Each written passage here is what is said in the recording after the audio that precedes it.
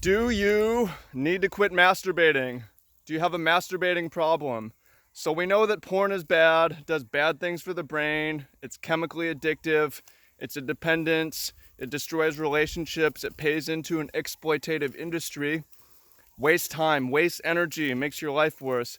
But what about masturbation? Okay, welcome in fam, much love, Trav here.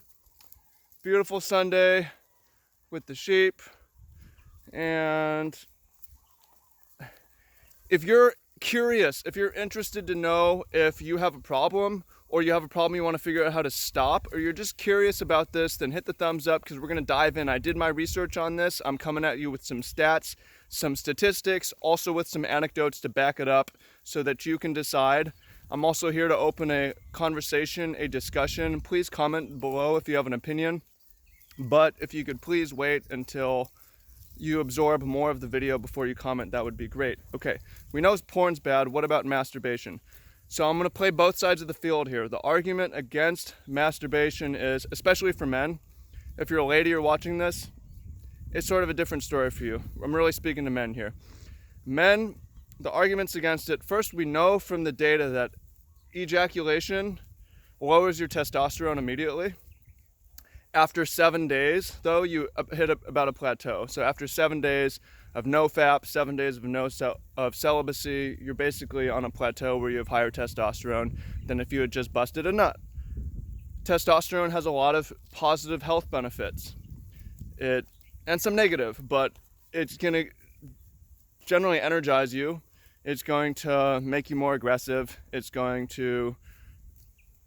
change the way your body is. Testosterone can do some nice things for you, especially if you have low testosterone, it's a problem. If you have low testosterone, you want to boost your testosterone, no FAP's a way to do it. And not just 7 days, because 7 days you get set to 0. You would want to go longer, okay?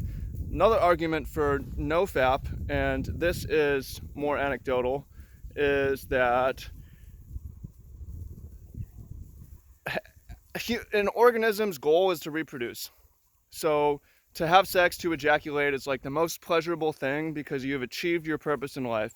So when you waste that energy into absolute nothing, it gives you a feeling of achievement, it gives you a feeling of gratitude, it gives you a feeling of pleasure when you've done absolutely nothing. It's going to take away your ambition, and it's going to be one of the contributing factors to basically being a incel, involuntarily celibate, a loser, sit on the couch, watch porn, masturbate, eat junk food, smoke vape, tobacco, smoke weed, drink, be reliant on coffee and alcohol. It's one more thing. There's also the argument that it takes a lot of energy to produce sperm and semen. It's like you're like bleeding yourself out when you do it. So those are the reasons that maybe you should not. And then the anecdote I'll tell you personally is that I've at times gone weeks, probably not months, and did notice quite a bit of energy increase to the point where I couldn't sleep. Like I'm waking up like with a lot of energy. So there's some reasons. If you feel like you need more energy, and you have something to put it into, your testosterone's low, you're trying to be healthier, that's something you should consider. Now I'm going to come from the other side. If you found that interesting, comment below. If you have one more benefit, add it to that. I guess another one would be, it's going to motivate you sexually to seek out relationship and have intercourse and possibly make babies, but with birth control, that part. Then there's a question of like, should you even have sex? Is that a waste? Like, okay, so let's come from the other side. So first on the testosterone thing, the longest living people have average testosterone. People on the lower bound and people on the upper bound of testosterone don't live as long. So you don't necessarily want to have really high testosterone. Also, for mating, when women are in heat, when they're in estrus, they tend to be more attracted to higher testosterone man. However, outside of that, they're more interested in a more average testosterone man for breeding or for child rearing, for partnership, right? So being a really high testosterone might be an advantage in a hookup, but not necessarily for a long-term relationship. That's what the data shows. Also, when it comes to testosterone, men in partnerships tend to have lower testosterone than single men. You know why? Because they're ejaculating more, because they're having more sex, because the happiest couples have sex 3+ times a week. The happiest people have sex 3+ times a week. So are you saying don't ejaculate in a relationship? I don't know about that. Why not be happier and healthier and live longer? Because there's health correlations too. So if you're gonna nofap as a tool to get into a relationship, and then you're going to have sexual relations, that makes more sense than if, no, I don't have sex with my partner because I want to maximize my testosterone.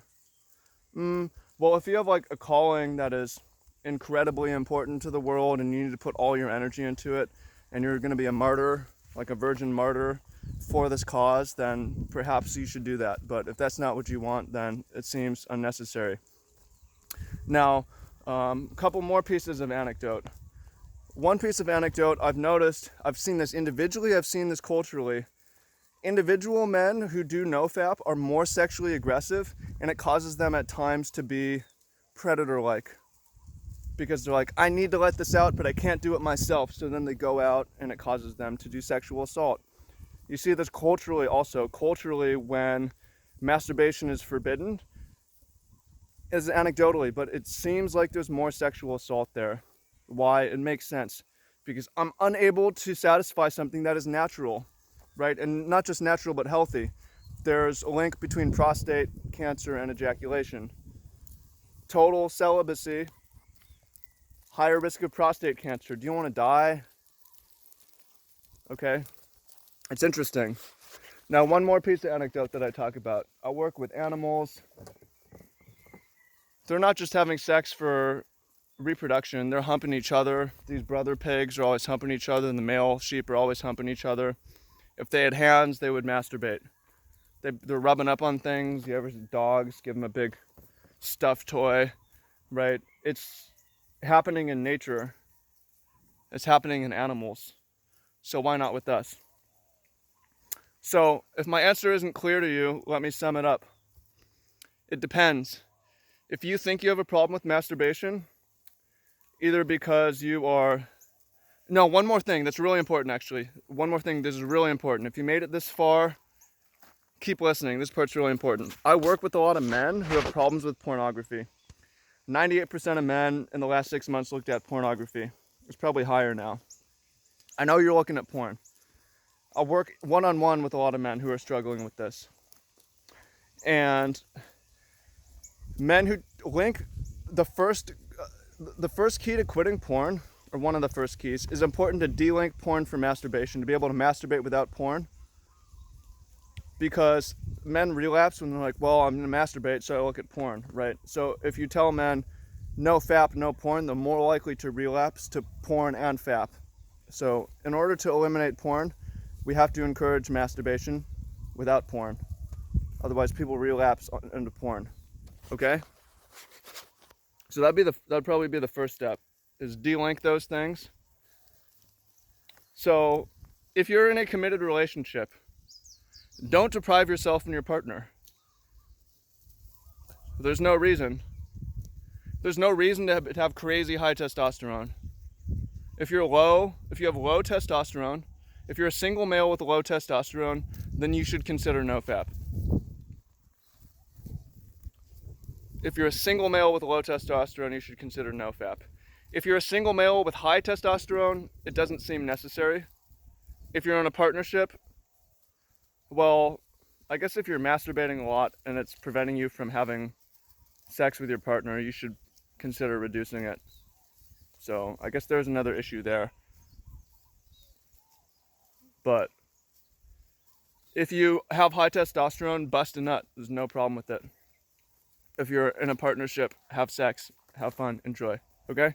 That makes sense. That seems like voice of reason. I could be wrong, though. I'm open to being wrong. Very strong opinion on porn, alcohol, weed, tobacco. Not so strong opinion on caffeine, masturbation.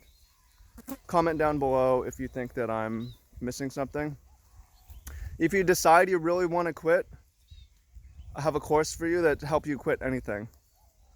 But you have to really believe that it's a problem for you, that you want to quit. So click on the link down below. If you made it this far, you didn't hit thumbs up, what are you waiting for? Hit thumbs up. If you made it this far and you already hit thumbs up, share this with a friend. It's kind of a weird thing to share, I guess, but it'll get you thinking, lead to some interesting conversation. Okay? Hope you found that helpful. Hope you find that interesting. Look forward to seeing what you have to say in the comments, and look forward to seeing it. Sign up for the course. Peace out. Much love.